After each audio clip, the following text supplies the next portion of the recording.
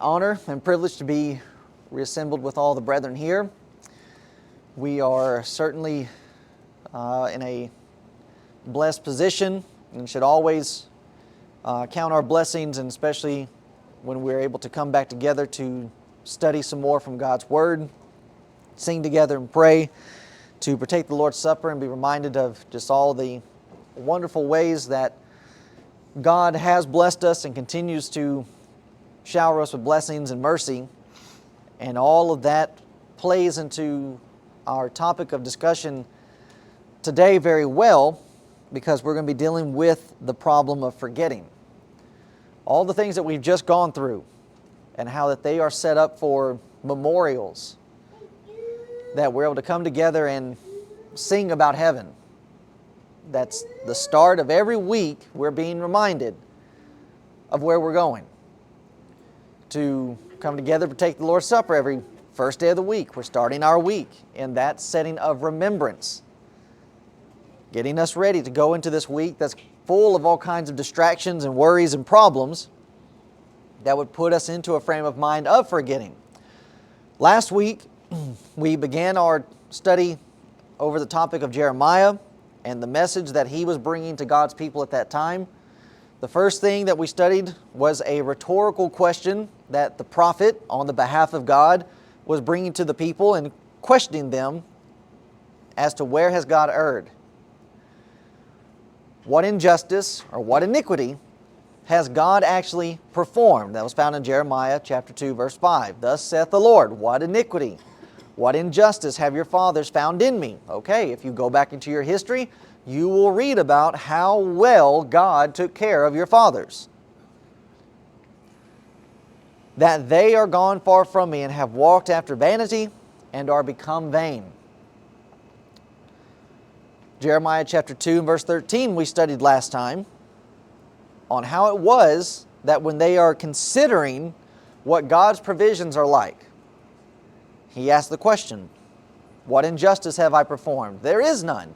For my people have committed two evils. They have forsaken me, and then he describes himself, the fountain of living waters, and hewed them out cisterns, broken cisterns that can hold no water.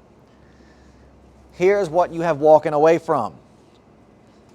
Now, when we're considering why people wander, it all stems back to this element of forgetfulness, which is where we are leading today. There's the tale of two elderly ladies ended up meeting in a grocery store. They had not seen each other since they were very young.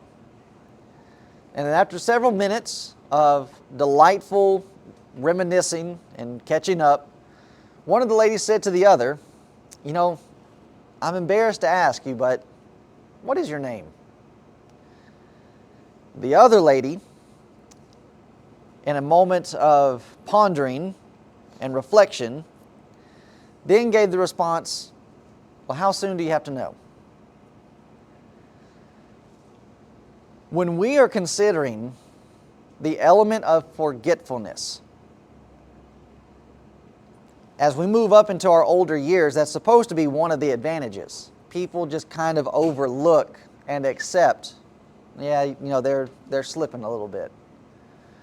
But that's a dangerous element of life.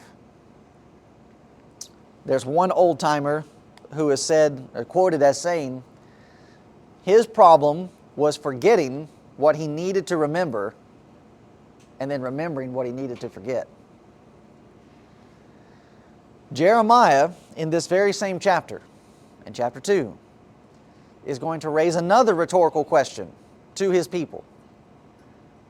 He asks the first question, what iniquity have I performed? Well, there is none. Well, here's what that actually looks like. Here's what you're doing. You're turning your back from living waters, and you've hewn out cisterns, broken cisterns that can hold out, or that can hold no water. In verse 32 of Jeremiah chapter 2, here's the next question. Can a maid forget her ornaments? Or a bride her attire? Again, these are rhetorical. The question's easy. The question's obvious. No. young ladies, they don't forget about their jewelry. So the people of God in Jeremiah's time had the same problem of forgetfulness that their fathers had before them and that their children would have after them. The questions that are being put before His people, how simple they are, and the illustration that's being given. Does the young lady forget her jewelry? No. They're worn around their necks, worn around their wrists, their fingers, in their ears, and even some go so far even around their toes. You don't forget your jewelry. And especially if they were given to you by someone special. If they have that sentimental value to them. You don't forget that kind of stuff. Does a bride forget the dress that she wore on her wedding day? Show of hands, you brides still remember what your wedding dress was like? Still remember what you were wearing on that day? Well, it's not fair for Christina because it's on the screen. You don't forget that kind of stuff. Now, there's plenty of other things that were probably going on that day that you've forgotten about. Very likely you even forget about who was there. But you do not forget about the wedding dress. So why is it we can remember this stuff? But then God is going to say about His people, they have forgotten me. The last part of verse 32 that I did not have on the screen says this. Yet, or but, my people, the ones that God had chosen from the seed of Abraham, the people that He had protected all of those hundreds of years, and up to the time of Jeremiah, we're now moving into the area of thousands of years. My people have forgotten me. How's that possible? How can you remember your jewelry? How is it that you can remember the dress that you wore on your wedding day? And especially for people that their wedding was 30, 40 years ago.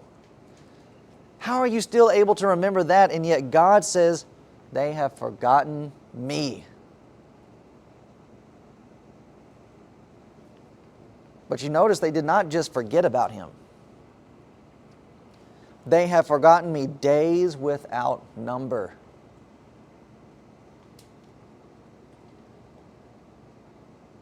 Why is this being illustrated this way?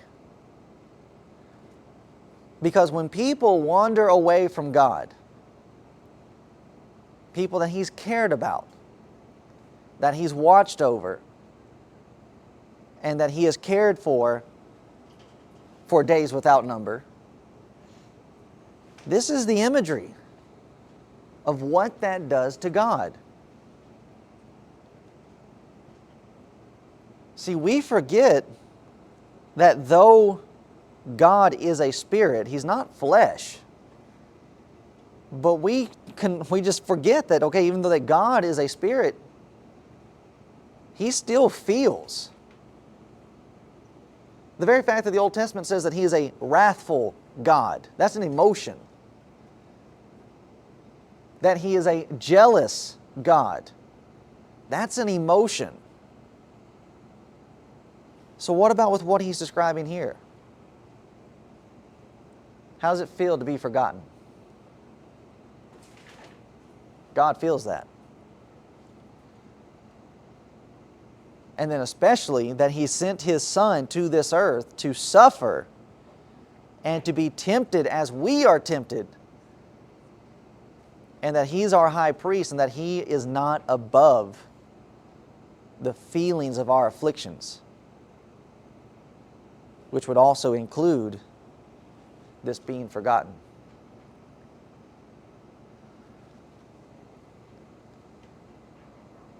This is an element that people should take into consideration when they're wanting to wander away from God.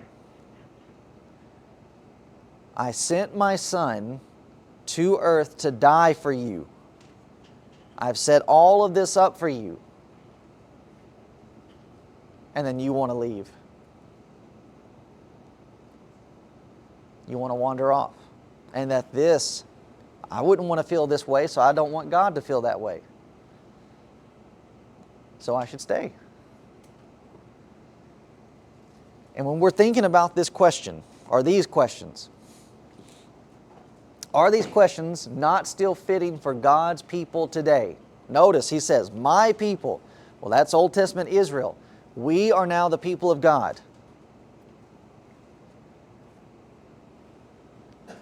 Have God's people forgotten Him days without number? Just not even considered. Not even a passing thought. It's just there on the back burner. Every once in a while, oh yeah, God's there. Now in our next sermon, we're going to deal more specifically with this word forsaken and how it ties all of these elements together. That He would raise the question about a bride and her forgetting her dress, and that God has said that my people have forgotten me, they have forsaken me. It's going to come up again, so don't forget that. When we consider the picture that is given, not only of God's people in the Old Testament, but even with God's people today, how fitting it is that He raises the question about a bride forgetting her dress. Because in Isaiah chapter 50 and verse 1, we're given a picture of the relationship that they had with God. Thus saith the Lord, where is the bill of your mother's divorcement, whom I have put away? The relationship and the fellowship that Israel shared with God is as a bride.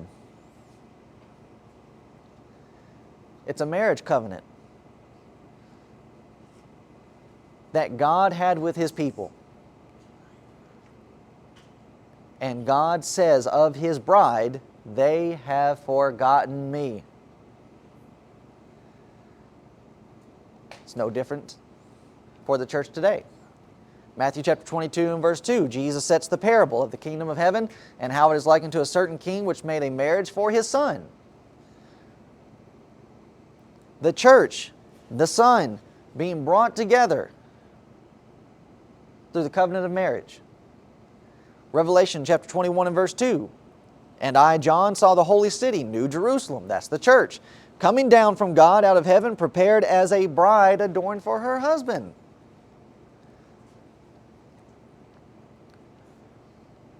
For Jeremiah to raise the question, can a bride forget her attire? He's doing that on purpose so as to remind Jerusalem, Israel, God's people, you're His bride. And you've wandered away because you have forgotten. Think of all the ways that husbands and wives have around them to remind each other, oh yeah, I've got a wife out there. All the things that we have to remember. Anniversaries. And not even just your wedding anniversary. If you're married to certain women, they remember everything. Everything's an anniversary. When we first wrote, first talked on the phone, first date, all these different things. Not saying there's anything wrong with that. Stop glaring at me.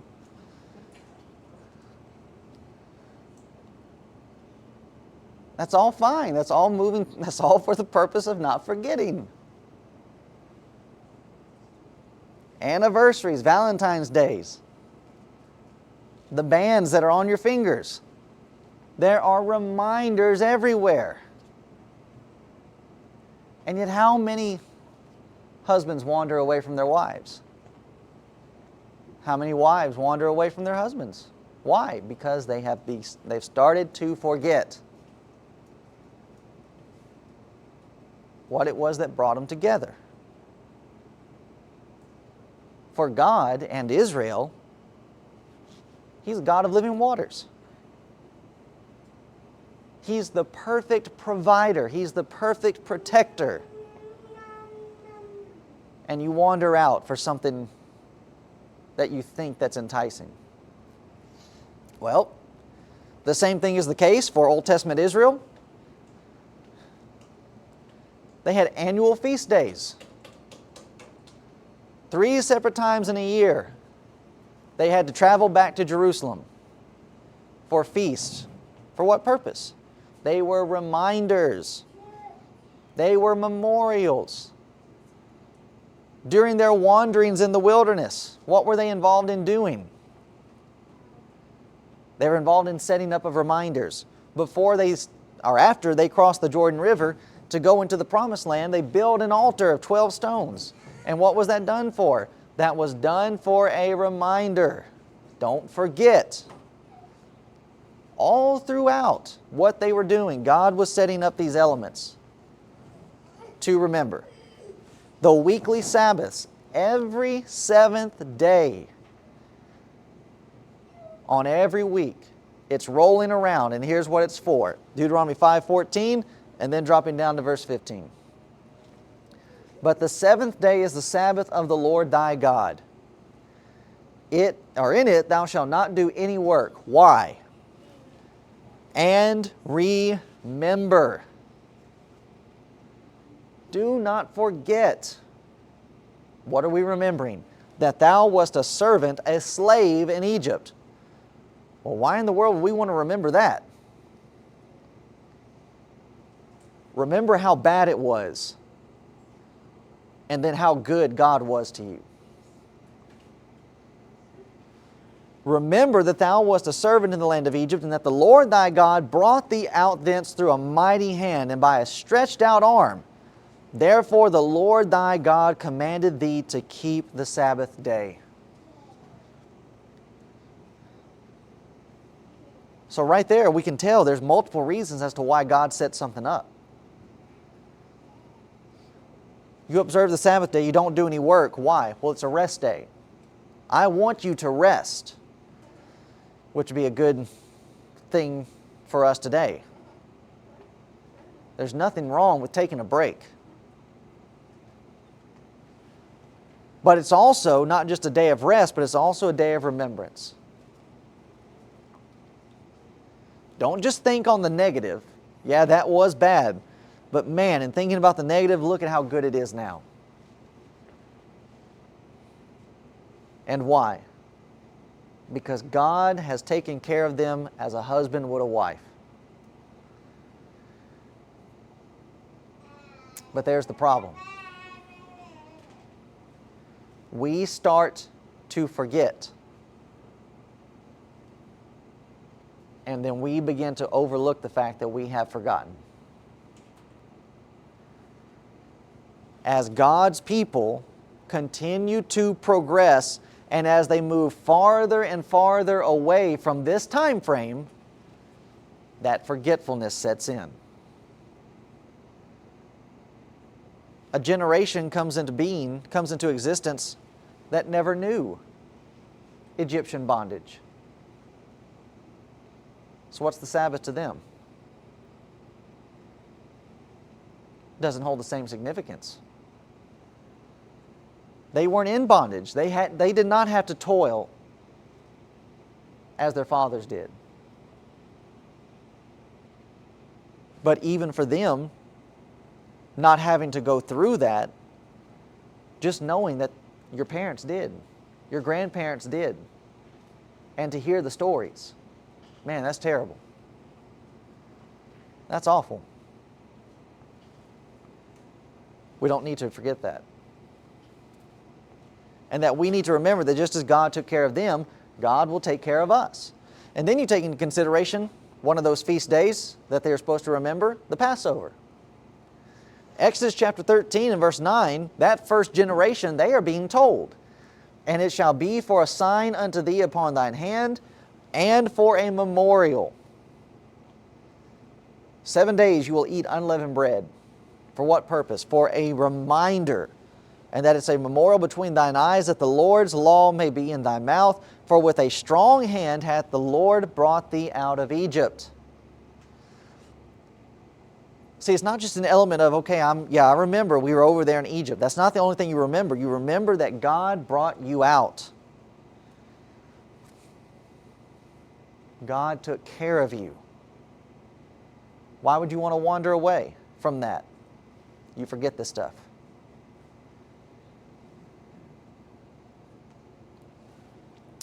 Then you apply this over to God's people today. For us as Christians, we partake of the Lord's Passover. Christ as our Passover, 1 Corinthians chapter 5. And how it was that just as God brought Israel out of Egypt, He delivered them, that God has delivered us from sin.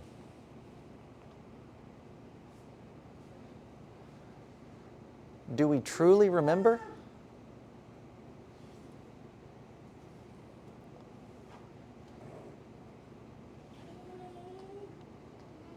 Do we truly remember?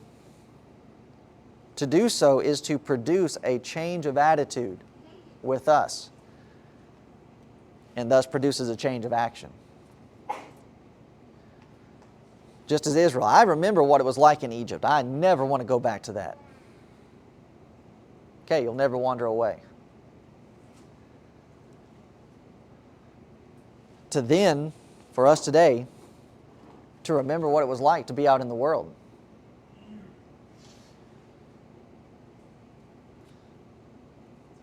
To remember being ensnared by sin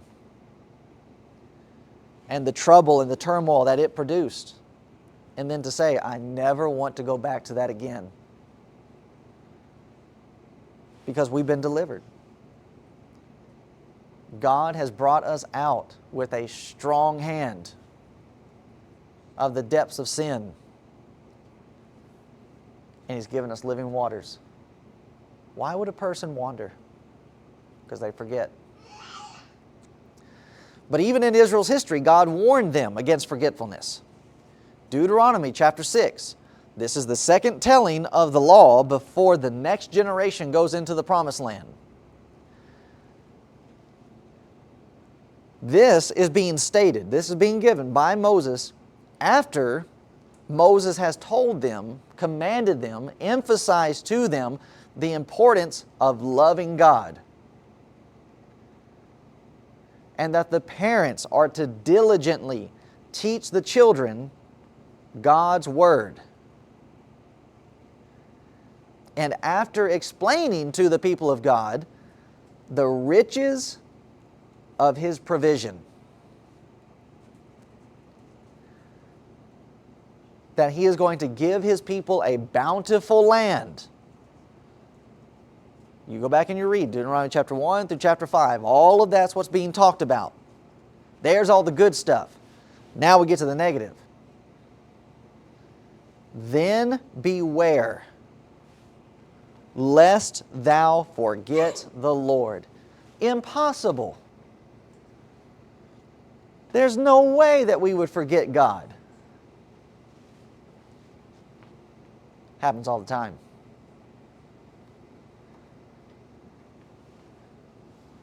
After all of that wonderful stuff that God is going to do for them, provide for them, and then God says, beware.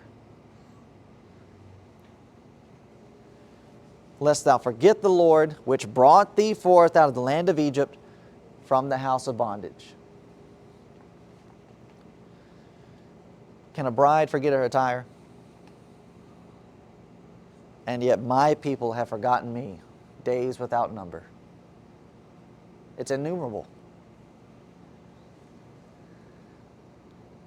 Why do God's people forsake Him now? Why do they wander away from God and the church, from His truth? Are there no provisions? Are there no safeguards? Are there no memorials of our deliverance from sin to be brought into true life? Again, the answer is yes. There's memorials all over the place. then why do people wander? Well, we get so involved in our lives. You finish reading the warning that Moses is giving here in Deuteronomy, it's all attached to this kind of stuff. When you go into a land that was given to you, when you go and live in houses that you did not have to build, when you draw water from wells that you did not have to dig, when you go and harvest fruit from fields that you did not have to sow, do not forget the Lord thy God. What gets in the way? Everything else. We get so involved in business. For some people, it's athletics. For some people, even education can be a hindrance. Politics, recreation, even our own troubles and our own trials. And we start forgetting.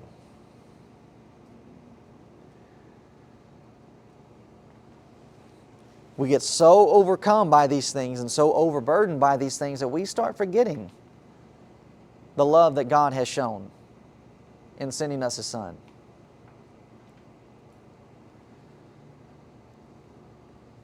And we wander off and we leave the security that He's given, and we leave behind and walk away from the glory of heaven so that we can go out into the world and live among men. We have forgotten the God who withheld His armies of angels from coming to this earth to rescue His Son from the heartless mob that were thirsty for nothing else but blood.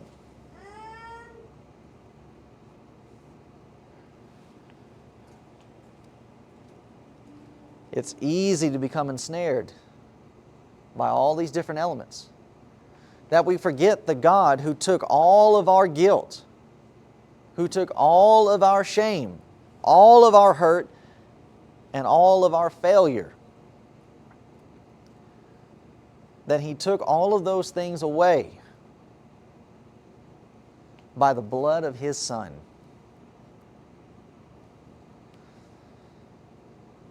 This is the God we forget.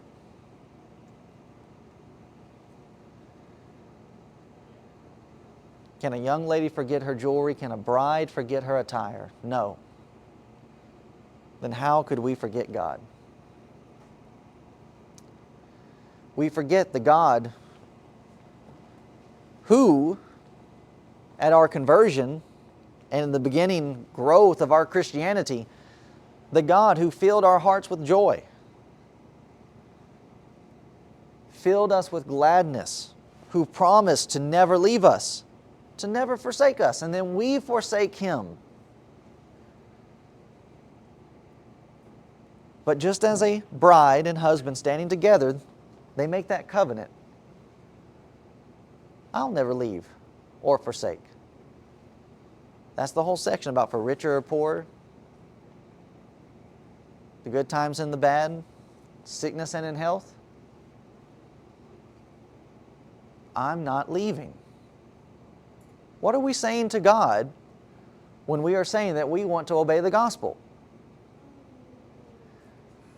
That no matter what comes, what happens, I am not leaving.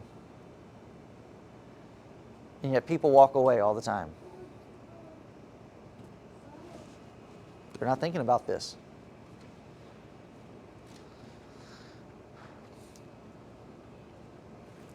To perform all of this for us, and that we are able to go boldly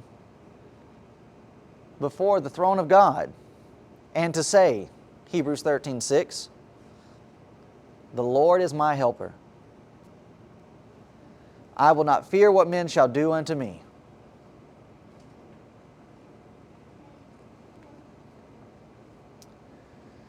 We forget the God who can overrule all of life's troubles, trials, and disappointments. Romans 8:28. And that this is the God that we forget. Can a bride forget her attire? No. Then do not forget about God. The God who assured us victory over death, who assured us of a home that is fairer than day, who has assured for us the sweet by and by. This is the God that we forget. Can a bride forget her attire? So when we are considering what it is that God is trying to implement in our minds, that He's trying to have us to remember, is that we need to remember that there is protective power when we remember.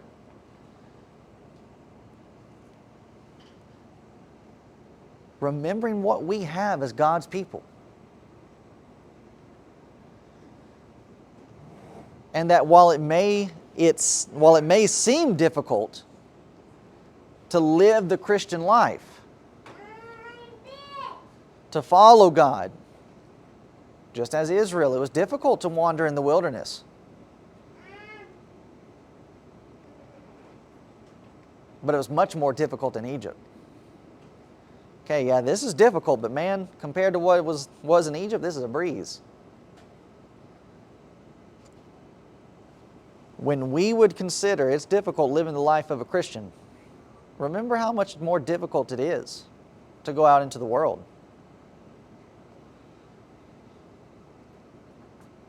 To deal with people that are really not going to care about you like God's people care about you.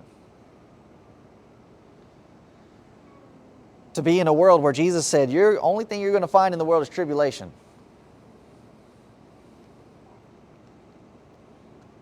Yeah, I remember some of that stuff. I don't want to go back to that.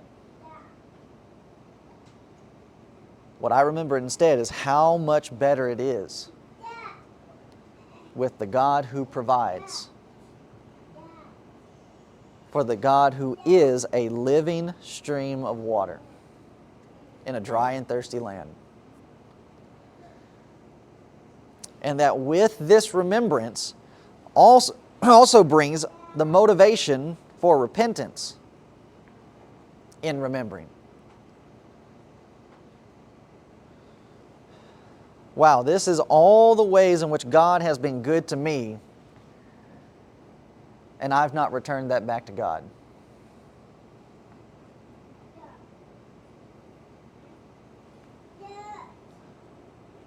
That I've not been the kind of bride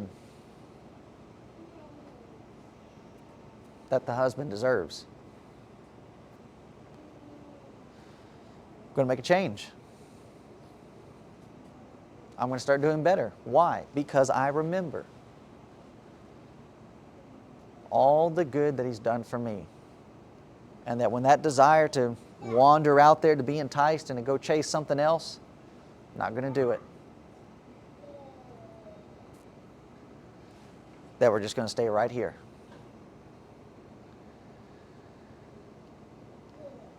So we are able to remember what we have as being God's people, and we're able to remember what we are rejecting, what we are throwing away in turning away from God. And with Israel, under the Old Testament system, to wander away from God, they turned towards idolatry. Because that seemed to offer more freedom. It seemed to offer more liberty. But you look around at the state of the northern kingdom at that time. It was terrible to live there. Crime, injustice, corruption, all the way around. And what started that? They forgot God. The reason why we're having the problems that we're having in our country is because people are forgetting God. And they turned over to idolatry. And the reason why brethren walk away from the church, because they forget about what's here. Oh, well, I can go have this on my own. No, you can't.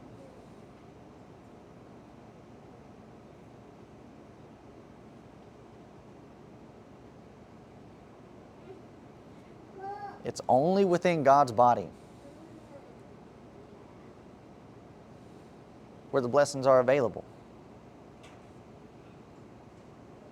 As long as God's people strive to never forget. So as we bring this to a close, we offer, as always, a time of invitation for those that might have found themselves in a position, in a state where, okay, I'm forgetting. Would have been a good idea to sing "When My Love for God Grows Weak." Don't have to change it now.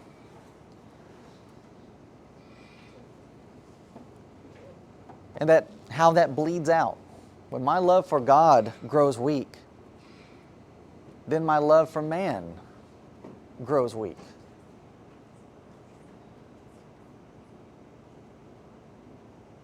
It is a full possibility.